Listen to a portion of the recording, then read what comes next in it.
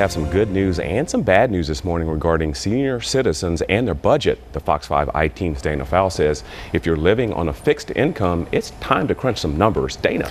Yeah, the good news is this. For those who receive Social Security checks, that cost of living raise is expected to be up just more than 2%. It's not set in stone, but according to the Senior Citizens League, that's what we're looking at. And it's not bad.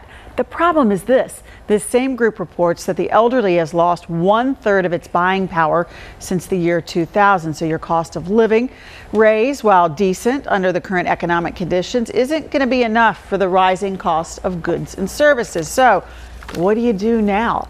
Well, first, let's go back to the study where it pinpoints the top 10 ways our seniors spend their money.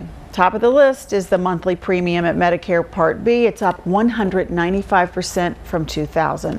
Prescription drugs in that same period up 184%. Now let's drop down to heating oil prices. That's up 130% in the same period.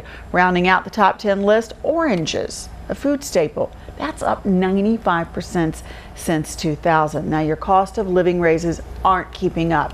So take a new look at your budget again and see whether there's anywhere you can cut. I know that in my house we only run our appliances like the washing machine or the dishwasher before 10 a.m. or after 7 p.m. My mom always said to do it, so I do. And I think, you know, it just chips away at it. Yeah, absolutely. And now that summer is upon us, so is AC season. How's that affect? Yeah, and this is where we can make cuts.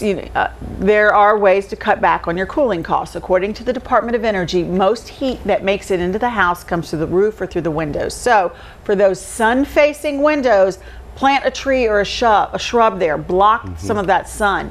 Put solar or mesh screens over the windows to block some of that midday sun.